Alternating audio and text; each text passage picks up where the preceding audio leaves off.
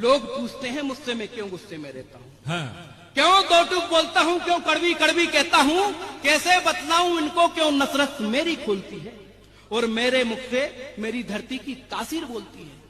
हमें भूलने की आदत है, भुला दिया है गौरव को, अपनी मिट्टी की खुशबू को भुला दिया है सौरभ को। कौन है हम, किनसे हम, थाती परपाटी भूल गए, किस कारण मस्तक ऊंचा है बजाय सारी भूल गए। अब ना भूल पाओगे ऐसी बात बताने आया हूँ और रूह कांप जाएगी ऐसा दृश्य दिखाने आया हूँ। पढ़ने पलट रहा हूँ अब उस हाहाकारी पुस्तक के जिसको लिखते वक्त कपेते प्राण अपनी अंबर तक के, नगर चंदेरी जिसको पहले चंद्रगिरी सब कहते थे, राजा राय चंजू उस पे सुख शांति से रहते थे, जिनकी शूरवीरता का राणा सांगा ने मान दिया और प्रेम से उन्हें मेदिनी राय न्यायिक नाम दिया। रानी मणिमाला थी जिनकी नीति शास्त्र की ज्ञाता थी, निपुण सभी शस्त्रों में थी, साक्षात भवानी माता थी। शोर और साहस वाली हुंकार लगाने आया हूँ और रूह कांप जाएगी ऐसा दृश्य दिखाने आया। बहुत बढ़िया। उसको बलशाली बताया उसकी औकात क्या थी कि मगर एक दिन सुख की क्यारी में दुख समय ने घोल दिया। हाँ। खबर मिली कि नगरी पर बावन ने हमला बोल दिया, धमकी वाली चिट्ठी आई, मौत का सर पर पानी था, धन्य मेदिनी राय की छाती क्या जवाब तूफानी था। तोपों के डर से छतरी का खड़ग नहीं रुकने वाला और कोट नबे पर्वत नब जाए पर माथा नहीं झुकने वाला। तुरही गर्जी बजे नगाड़े हुई युद्ध की तैयारी, भाले बर्छी खड़क कटारे तरकस तीर धनुर्धारी के तोपों पर तलवारों का आतंक दिखाने आया हूँ, रूह कांप जाएगी ऐसा दृश्य दिखाने आया। वाह। और ये आप लोग भी चिंतन कर लें, क्या हम बेश्य हैं? समाज के लोग हम बेश्य हैं? नहीं है। हमारे 24 में से 23 तीर्थंकर क्षत्रिय थे तो हम भी क्षत्रिय हैं। और वो युद्ध कैसा लड़ा हमारे पूर्वजों ने, कैसा लड़ा युद्ध कि सनन सनन अरु खनन खनन जब निकली म्यान से तलवारें, बिजली जैसी टूट पड़ी उड़ती थी रुद्र भरी धारे, कटे हुए सर उछल रहे थे गिरते पड़ते अड़ते थे और क्षण भर को ऐसा लगता था बिन मस्तक धन लड़ते थे। क्षण भर को ऐसा लगता था बिन मस्तक धन लड़ते थे। वैसी राजपूत बन बैठे आज मौत के हरकारे, होड़ यही थी तुर्क जान से कितने कितने हैं मारे, उनसे कैसे लड़े जो लड़ते जान हथेली पर लेकर।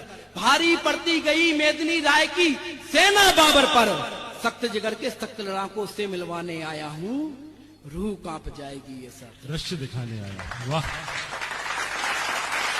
घबराया बाबर समझौता किसी पाठ्यक्रम ने नहीं पढ़ाया जो हकीकत थी कि घबराया बाबर समझौता करने को, तो एक समझौता ये था कि रानी मणिमाला मुझे दे दो मैं तुम्हारा राजपाट छोड़ के चला जाऊंगा, लेकिन वो स्वीकार होता कि घबराया बाबर समझौता करने को स्वीकार हुआ, घबराया बाबर समझौता करने को स्वीकार हुआ।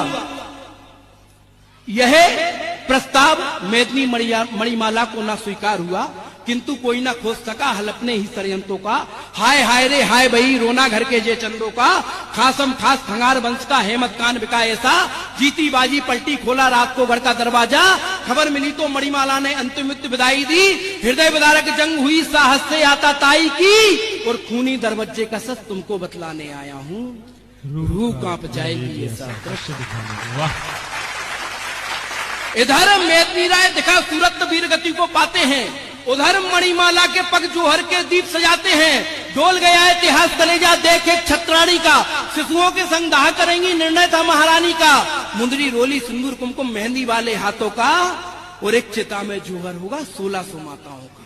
वाह। इतना बड़ा जौहर कि एक चिता में जौहर होगा 1600 माताओं का।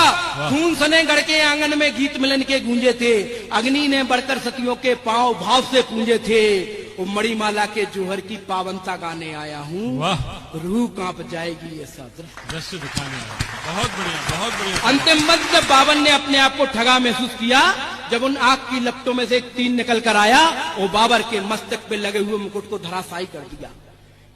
15 कोस तलक चिंगारी उठी तो बाबर घबराया, खड़े रोंगते हुए धरा के अंबर थर थर थर्राया, तभी अचानक धू धू कर तीर चिता से निकल पड़ा, लगा ताज में बाबर के तो ताज हवा में उछल पड़ा, मची खलबली बाबर कांपा सेना रे रे कपती थी, और नजर पड़ी तो देखा रानी धनुष बाण ले जलती थी। धन्य ऐसी सती रानियां, राजपूताना धन्य बड़ा। धन्य चलेरी की धरती को, इसका जिस पर शिखर खड़ा। उसी चलेरी की माटी का तिलक लगा कर आया हूँ, रूह कांप जाएगी ऐसा दर्द। बहुत बढ़िया सौरभ, बहुत बढ़िया, बढ़िया बढ़िया। भारतीय हो तो भारतीयों का सम्मान।